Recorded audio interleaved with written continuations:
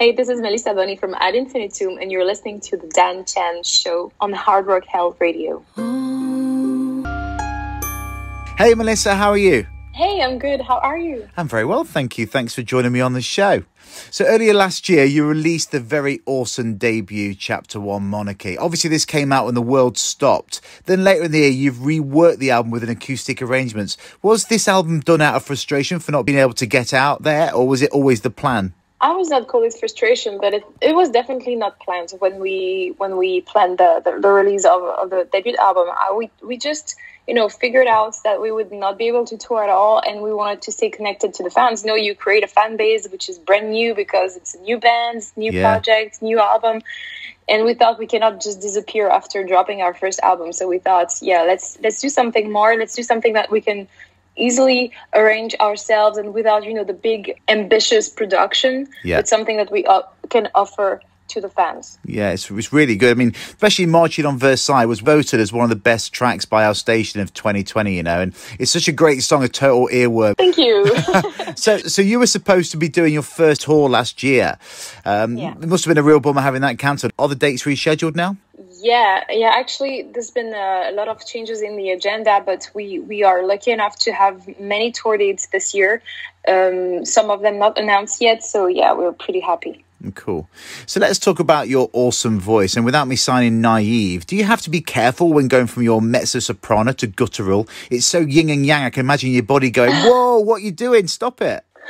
No, actually, it's pretty easy. It's something that I've been able to learn quite fast. The hardest part was to learn actually how to growl in the proper way and be able to actually growl an entire song if I need to.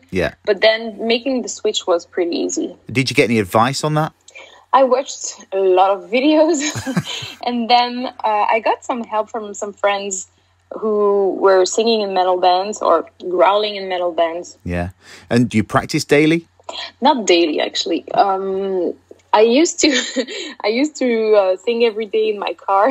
But now, with the lockdown, I'm right now writing new songs. So I sing more like, when I record demos or when I'm in the shower. Of course. We all do that. So how did your career start? When did you discover your incredible gift? I started singing when I was super young. I was in the choir of my school, and then when I was bored of singing school songs, I started to do it on my own or with some friends. But more seriously, like more in metal bands, I started in 2012 with my first band. Okay, so I mean, going back with regard to this band, the band was planned to be a solo project, and now it's a full band.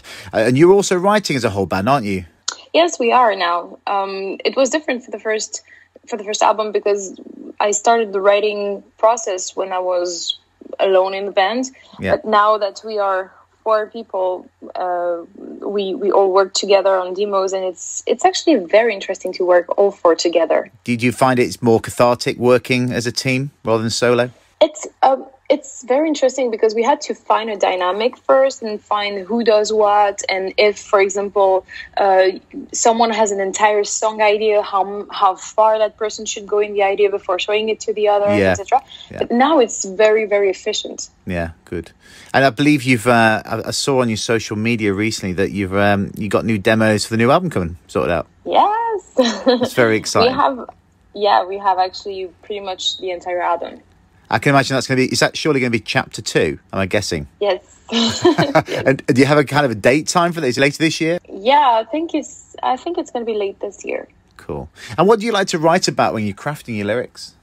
I like to be very, to stay a little bit abstract so people can have their own interpretation. I don't like to go too much into details or to go too personal. Sometimes I have things to express because I'm angry or sad or happy, but I always try to, like, whatever the topic is, whatever, if I write about a character in history or I have another inspiration, I try to stay a little bit abstract. How did the band name come about? Oh, that was such a long process to find. It's always a long process, isn't it? Finding the right name. Yeah, I think it might have taken longer than writing Chapter 1. Oh, really? No, but it was. I had a few ideas, and I was chatting with some friends, and I had this Ad Infinitum in my mind because of a Camelot song. Actually, it was in the intro of March of Mephisto, and I thought that's such a powerful 2 words. And now the band's gaining a lot of ground. Is it harder to fit in your other projects? Because you're quite busy, aren't you? Yes. Well, it's pretty easy because, for example, with Ridge of Light, I have a very different role, and John is doing the biggest part of the job, the promotion, the management, etc. So it's very easy to combine both. Aren't you touring with Camelot again this year, hopefully? Yeah, hopefully, yes. That's pretty cool. I'm looking forward to it. I bet. Fans are looking forward to seeing any kind of music live, I think, these days. It can be anything. I think so. Yeah, and so am I. I'm going to run into the first venue where I can watch a show and enjoy beer. Absolutely, sure.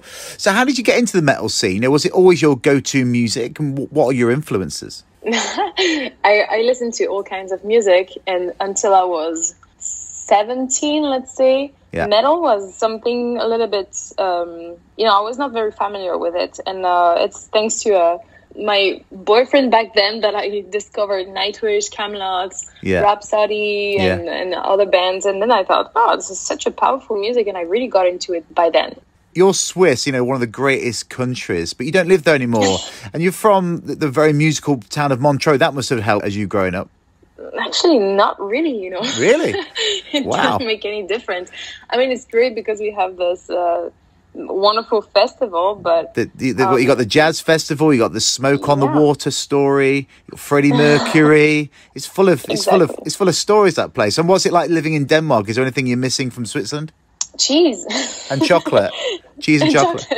No, chocolate is good here, actually. Yeah, it is. Yeah. No, but in the French-speaking part of Switzerland, music is not as strong as in Denmark, for example. Yeah. And it was very complicated to make it my career there because I don't know many people in Switzerland who can live out of music. Yeah. Usually when you say I'm a musician, they say, oh, yeah, and what's your real job? Switzerland's one of my favourite places to go to. I do love it. You must miss it. Yeah. I miss it sometimes, especially the people there. I mean, my friends, my family. Yeah. Last year, you appeared on the Freischwanz track, Ding. That must have been a fun video to be in. I spoke to Hody a few months ago, and they're funny guys. How did it all come about? Well, they contacted me and they sent me the song, and I liked it so much. It's a great track. And it was so much fun first of all, to record the song, and then to record the video, because the guys are so cool and so nice, and we had such a great time, and it was really a good experience. Fun video. Yeah. And considering the video, have you ever considered acting? I can see you in like a Game of Thrones kind of role. Yeah, actually, that's something I would really like to do one day in my life.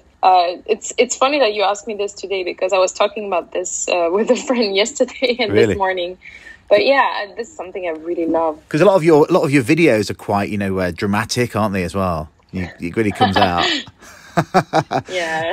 So who are your favourite female performers? That you're allowed non-metal if you want to. Who do you look up to? Metal and non-metal, I would mention Floor Jansen. And non-metal, I would mention Ariana Grande and Demi Lovato. Really? Because I just think they have such amazing technique and voice and presence, stage presence. You listen to all forms of music then? Yeah, almost, I would say. Yeah.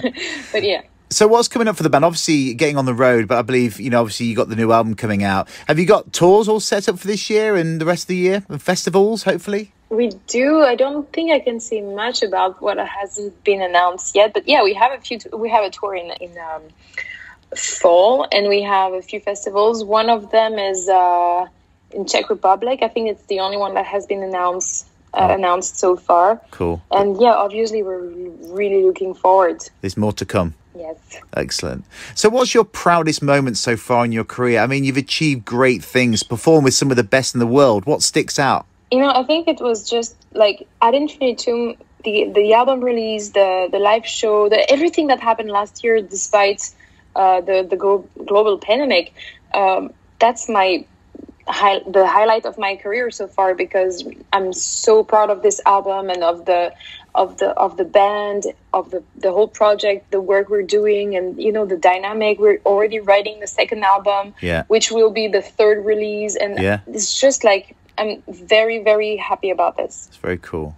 So I always ask everyone I interview, and obviously you can take some time to answer this, but tell me a funny story with your time with whichever band you like. A funny story from the road or the studio. Is there anything that sticks in mind? Yeah, actually I have one. The one that comes to my mind very often with Nick, the drummer of Ad Infintum.